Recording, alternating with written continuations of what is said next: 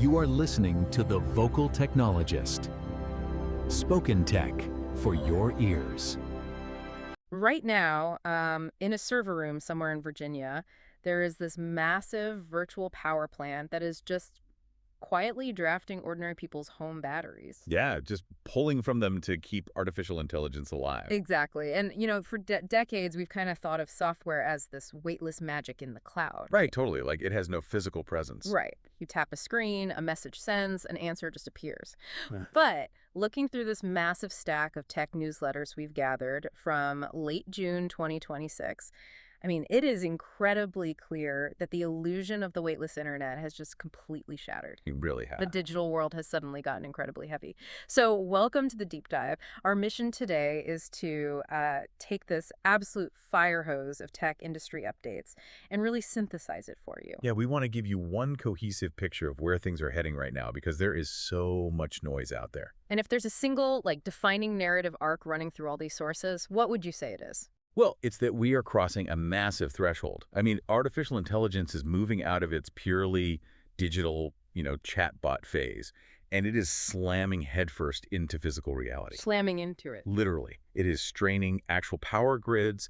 It's demanding entire new categories of physical hardware, and it's even infiltrating biology and robotics. Not to mention sparking some very real high-stakes geopolitical tension. Right. It's the physical manifestation of AI. So let's just start right there at the foundation with those home batteries in Virginia. The power crunch. Exactly. Because while code might be weightless, compute is heavy. And according to the sources, U.S. power grid operators are facing just massive, unprecedented backlogs. Yeah, they literally cannot plug in new data centers fast enough to meet the electricity demands of this massive AI build-out. It's just bottlenecked. Completely bottlenecked. And because the traditional grid is so backed up, the tech industry is having to force these crazy physical workarounds. We are seeing a complete pivot in how hardware is actually deployed. Okay, like what? Give me an example. Well, for instance, Tesla just filed a trademark for something called a megapod. A megapod? Okay. That sounds like, an underwater escape hatch or something. What exactly is that? Right. No, it's essentially a turnkey AI data center. So instead of a company renting a huge building and piecing together servers and cooling systems themselves, Tesla is aiming to rival NVIDIA by selling a complete self-contained computing system. Oh, wow. So just an all-in-one box. Exactly. We're talking the full rack and room of servers, networking, power, liquid cooling, all packaged as one modular building block that you literally just drop into place. That's wild.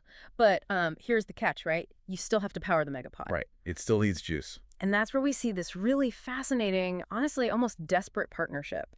So Tesla, Sunrun, and Renew Home are teaming up to build a massive 16-gigawatt virtual power plant. Which is just a staggering number. 16 gigawatts, just for context for you listening, a typical nuclear reactor puts out about 1 gigawatt. So how on earth are they generating that without building, a dozen nuclear plants? By decentralizing the whole thing. They are creating the largest distributed power plant in the U.S. They're starting with a 300-megawatt deployment in Virginia, with plans to scale to 500 megawatts by 2030. Okay.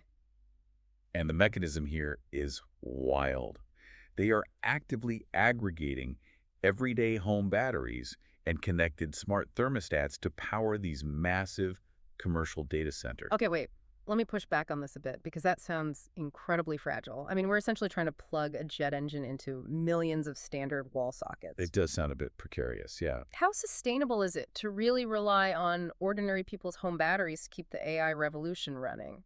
Think about your own smart home setup. Right. You want your battery for you. Exactly. If the grid goes down, you want your battery keeping your fridge cold, not, training a language model in a warehouse 3 states away. And that is exactly the tension the sources highlight. The system is inherently fragile, but it reveals the sheer desperation for power right now. And it's not just raw electricity they are desperate for, it's the physical chips themselves. The rush for custom silicon is moving at just breakneck speed. Like, OpenAI just partnered with Broadcom to build its first custom inference chip. Oh, right. The one codenamed the jalapeno. Yeah, the jalapeno. Great name. But why build their own chip? What is an inference chip doing that a standard NVIDIA GPU isn't? Well, so NVIDIA GPUs are incredible at training models, right? Crunching mountains of data over months. but an inference chip is dedicated purely to running the model once it's already trained. Got it. So it's the chip that actually processes your prompt and generates the answer. Exactly. And what's truly notable about the Jalapeno is how they built it. They designed this chip end-to-end in just 9 months. 9 months? That's insane for hardware. It is. And they did that by using their own AI models to map the logic gates and accelerate the physical design process far faster than human engineers could ever do it. So wait, AI is now designing the physical hardware required to run more AI? Precisely. It's a feedback loop. And everyone is rushing to secure this dedicated hardware. Meta was just named as the first customer for Qualcomm's new Dragonfly C1000 server processor, which drops in 2028. And it isn't just traditional tech companies hoarding these servers either. The newsletters note that Wall Street is basically jumping into the physical compute race too. Oh, absolutely. Yeah, Jane Street, which is this notoriously secretive quantitative trading firm, is suddenly kind of edging into the spotlight. They are hiring more than 500 people this year, specifically to hunt down physical compute power and AI talent. Just to supercharge their trading algorithms. Exactly. But if we connect this back to the bigger picture, this raises a really important question. Why the sudden desperate rush for all this specific inference hardware? Right. Why the jalapeno chips and the 16-gigawatt virtual power plants? Well, it's because the fundamental nature of software itself is changing. Yeah. It is shifting from being a passive tool that waits for a user to do something to an active agent that just works on its own. Yes. The death of prompting. This was everywhere in the newsletters. Yeah, it's a huge shift. There are all these heavy warnings telling developers to basically stop programming in Markdown. And, Markdown is just text formatting, like bolding or making bullet points. Right. Building chatbots that just spit out formatted text is totally over. The new mantra is write loops, not prompts. Exactly. Because a prompt is just a one-off request. A loop is continuous logic. You are giving the AI an ongoing task, automating all the repetitive parts, and keeping human judgment only at the very end of the pipeline where it actually matters. And the sources talk about developers building AI agents that can independently open pull requests, or PRs. Which is huge. Yeah. And for those who aren't software engineers, a PR isn't just a simple message. It is an agent actively proposing a structural, fundamental change to a live code base. Which is a massive shift in trust, if you think about it. Yeah. We're seeing what the industry is calling AI-pilled maintainers. AI-pilled maintainers. I love the jargon. Right. These are lead developers who are pairing up with well-supervised agents to get just dramatic speed-ups. The agent operates entirely on its own. It finds an open user complaint, turns it into its own prompt, writes a code solution, Wow. edits its own code to make sure it meets the company's style guide, and then literally commits the solution. And there was that one developer who completely rewrote a complex SQL parser 70 times faster than normal. 70 times! Just by running multiple Claude code sessions in parallel. Simply incredible. But that raises an issue for me. If you have thousands of agents running continuous loops, constantly thinking and iterating and rewriting code, doesn't the computing cost just become totally astronomical? It does, which is exactly why inference chips and token efficiency are becoming the defining metrics of 2026. Okay, break down token efficiency. Sure. So every word an AI reads or writes is a token, and every token costs a fraction of a cent. When agents are running in massive loops, those tiny fractions add up to millions of dollars really fast. That's why we're seeing companies like Baton optimizing for this. They just released the GLM 5.2 API. Right. And it delivers intelligence that competes with top-tier models, but at 1/5 the token cost. It's specifically tailored so developers can actually afford these high-volume agentic workloads. Okay, but this brings up my absolute biggest question from this whole section. If these agents are continuously writing code, opening PRs, operating autonomously on the cheap, how do we stop them from going completely off the rails and just breaking the software? Well, that is exactly where agent hooks come in. Agent hooks? Yeah. Up until now, we've evaluated AI by checking its work after it's done, right? You Yeah. read the output and say, oh, this is wrong. Right, post-evaluation. But agent hooks change the mechanism entirely. They are deterministic guardrails that interject while the agent is actively working. You can literally stop an agent mid-thought. Mid-thought. That's crazy. It really is. If the AI is about to use an outdated piece of code, the hook triggers and forces it to rewrite before it even finishes the action. You can prevent it from ever claiming a job is done if the background safety tests are still failing. So it's basically babysitting the AI at the millisecond level. Exactly. And because of these hooks, we are getting tools like QA Wolf.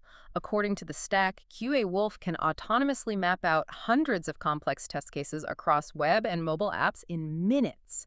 Zero human intervention. It plans its own approach. It's wild. It really drives home what the sources are calling the language-native internet. Right, because language isn't just how we communicate with the software anymore. Natural language actually is the operating system now. Software is now built to accept human intent in plain English and execute it deterministically. And this leads to a concept I am still honestly wrapping my head around, the Lighthouse Agentic Browsing Score. Oh, this is fascinating. So Google Chrome's Lighthouse tool has historically graded websites on how fast they load for human users, right? Like, does the page load in under 2 seconds? Right. But now it evaluates websites based on how well they are built for machines to navigate them. Like, is the site structured cleanly enough for an AI agent to read the menus and click the buttons? It completely flips the user paradigm. Exactly. Just think about that shift in your own day-to-day workflow. You are no longer learning how to click through a software tool. You are learning how to manage a digital colleague who clicks through it for you. This introduces a rather humorous yet profound contradiction in our deep dive today. Oh. We are spending billions of dollars and massive megawatts of power building perfectly deterministic, highly capable AI agents. And the humans managing them are still an absolute chaotic mess. But precisely. The messy human element is colliding incredibly hard with AI consistency. According to the sources, Amazon leadership reportedly hates human-in-the-loop AI governance. See, I would think you'd want a human double-checking the AI. Why do they hate it? Well, because humans are wildly inconsistent. We get tired, our attention spans degrade over an 8-hour shift, and we make highly subjective mistakes. AI doesn't get sleepy after lunch. Fair point. And this brings us to a fascinating concept detailed in the newsletters called optimal slop. Optimal slop. Okay, I love this term. Unpack that for us. So optimal slop dictates that different types of software have completely different tolerances for AI hallucinations or, slop. Think about your own life. If you use ChatGPT to draft a casual email and it uses a slightly weird phrase, the stakes are zero. Right, you just ignore it. You tolerate the slop. Exactly.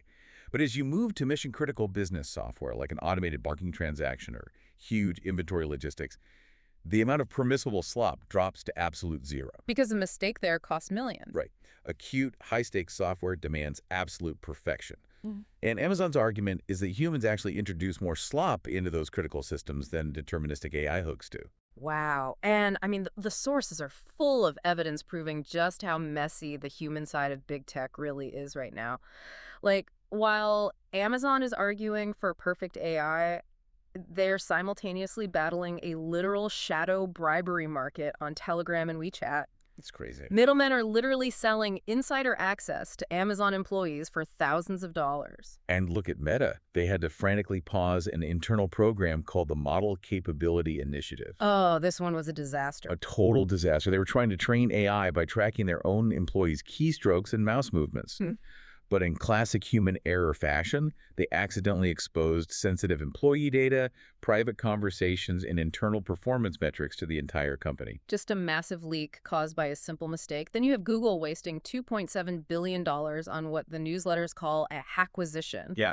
They essentially bought a company just to bring the researcher Noam Shazir back to Google, only for him to jump ship to OpenAI less than 2 years later anyway. $2.7 billion. Yeah. Gone. Meanwhile, Apple's legendary industrial design team, the physical heart and soul of the company, has lost its executive power and is being forced into a reboot because internal politics turned it into just a pit stop for other departments. It really just highlights the incredible friction of the human ego.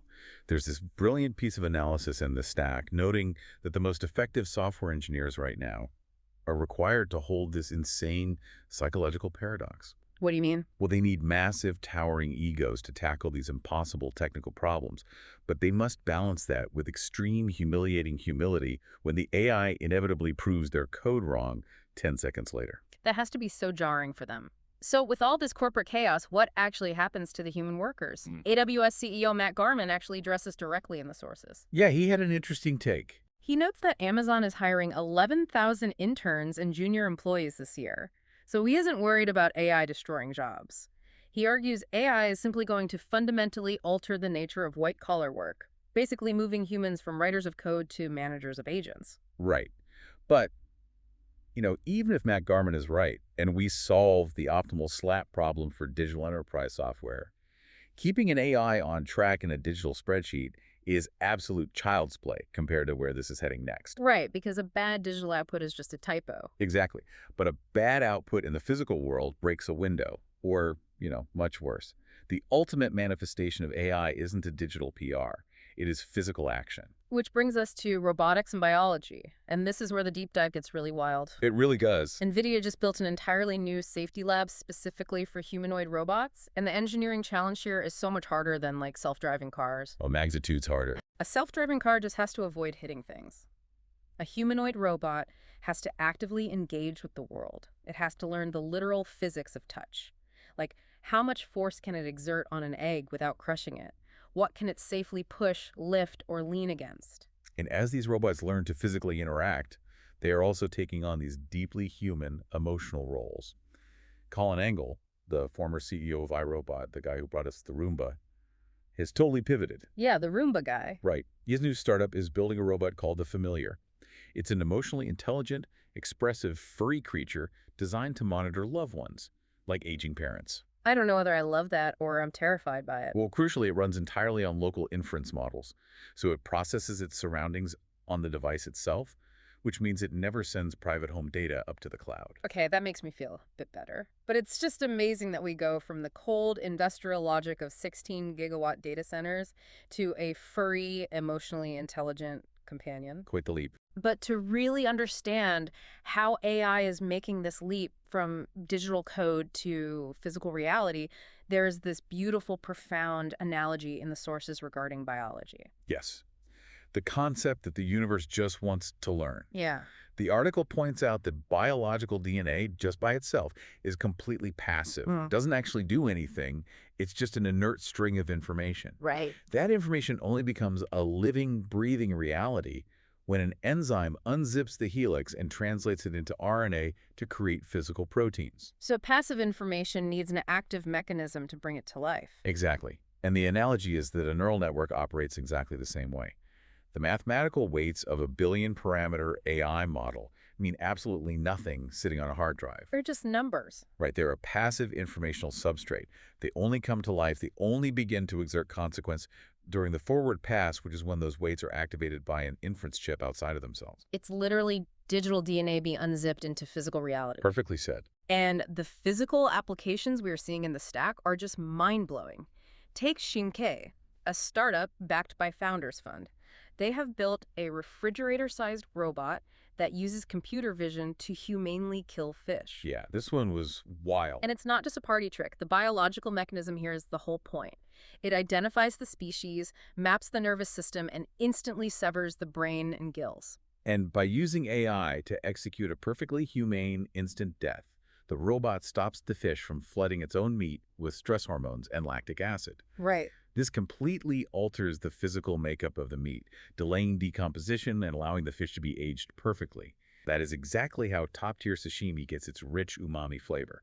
It's AI actively manipulating biological chemistry. From umami robots to the common cold, there is a new $500 million fund called Intercept, backed by heavy hitters like Anthropic and Stripe. Huge names. And they aren't building, a new symptom tracking app. They are trying to cure the common cold and flu entirely by advancing physical air filtration technologies. They want to use AI to model and remove pathogens from the air directly before they ever enter our lungs. It's tackling the physical problem at the source. Yeah. We are even seeing this physical leap push into orbit. Yeah. SpaceX is mass-producing a new re-entry capsule called Starfall. Oh, this is a big deal. Yeah, this isn't about launching things up. It's capable of bringing 2,200 pounds of physical payload back down from space. This massively accelerates the physical iteration of space hardware. Because they can finally study the parts that have been in orbit. Exactly. And it's happening just as we enter an era of literal space wars, marked by intense GPS, jamming over Eastern Europe, literally electronic warfare crippling physical logistics, along with open threats of destroying Starlink satellites. Okay. So if AI is reshaping the power grid in Virginia, the biology of the fish on our plates, and the logistics of satellites in orbit, it really raises the ultimate question: who actually gets to control this infrastructure? Right. And before we dive into this next batch of newsletters, we really need to pause and put a massive disclaimer here. Yes, absolutely. Just to be completely clear to you, the listener, we are about to discuss some highly politically charged news. Exactly. We are not taking sides, Yeah. and we are not endorsing any of the political viewpoints or policies we are about to talk about. We are strictly acting as messengers here. Right, we are just imparting the facts exactly as they are laid out in the source material because you can't understand where this tech is going without understanding the politics shaping it. Well said. So, with that disclaimer out of the way, what are the geopolitical moves happening right now? Well, the landscape of intelligence is shifting incredibly fast. Following a G7 meeting, Donald Trump explicitly stated that he no longer views the AI company Anthropic as a national security threat. Although formal restrictions haven't been officially rescinded yet, right? Right, but the tone has shifted. Simultaneously, he signed executive orders aimed at aggressively accelerating quantum computing development, while also trying to build frameworks to mitigate its security threats. And it seems like Anthropic is actively playing the political game to smooth out these high-stakes White House negotiations. Oh, for sure. According to the reports, they quietly replaced their co-founder, Dario Amodei. The sources quite literally described him as a weirdo who was difficult for politicians to deal with. Harsh, but that's what the newsletters say. Yeah, and they swapped him out for Tom Brown, who apparently has a much warmer, approachable manner, and they are leaning heavily on their enthusiastic head of public policy, Sarah Heck, to navigate D.C. But, behind those closed doors in Washington, Anthropic's internal outlook on who actually gets to control AI is incredibly dark. They have introduced a concept to policymakers called the Flat Curve Society. Yeah, this was easily the most chilling concept in the entire deep dive. How does the flat curve actually work? So, Anthropic argues that AI model intelligence has become genuinely dangerous to national security. Now, AI itself will continue to grow exponentially in its capabilities, Right. but because of the massive compute requirements like those 16-gigawatt power plants we discussed and incoming government security lockdowns, open-source models available to the public will likely stall out. Because the compute is just too expensive. Too expensive, and the regulations are too tight. Meaning the curve of progress goes totally flat for everyday people. Exactly. Most everyday people will stop seeing AI get any smarter. Mm. Meanwhile, only a tiny select few elites at the very top working inside heavily guarded billion-dollar data centers will have access to true escalating superintelligence. It's a massive societal divergence, and you can actually see this consumer reality playing out in the sources right now. How so? Well, while the elites are theoretically hoarding these supermodels, what are regular consumers actually getting? Instagram is expanding its TV app so you can doom scroll serialized streaming shows. Oh, great. And even worse, LG smart TVs are secretly being laced with residential proxies embedded in their screensavers and novelty apps. Which is a perfect example of how the consumer web is just degrading. AI companies need to scrape data, but servers block data center IP addresses. So they use us. Yep. They embed software into your LG smart TV. They quietly route automated AI traffic through your living room's internet connection, so the target server thinks the bot is just a regular human sitting on a couch. It's completely parasitic, and the internet is getting so flooded with this automated fake human traffic that Cloudflare is having to build an entirely new protocol called PTT. Just to deal with the bots. Right. Its entire purpose is just to verify if a user clicking a link is actually a human being without violating their privacy through constant CAPTCHAs. It's wild. The elites get super intelligence, and we get our smart TVs hijacked to watch AI-generated storyboards for an A24 Backrooms movie funded by Google. It is a really stark contrast. It's a profoundly sobering divergence, for sure. So let's kind of pull all of this together. We started with the sheer physical weight of the AI revolution. The desperately strained power grids, the jalapeno inference chips designed by AI, and those massive 16-gigawatt virtual power plants relying on ordinary home batteries. Right. And we saw how that physical hardware is enabling active, language-native agents that open their own code PRs, requiring those deterministic agent hooks to keep them from breaking the internet.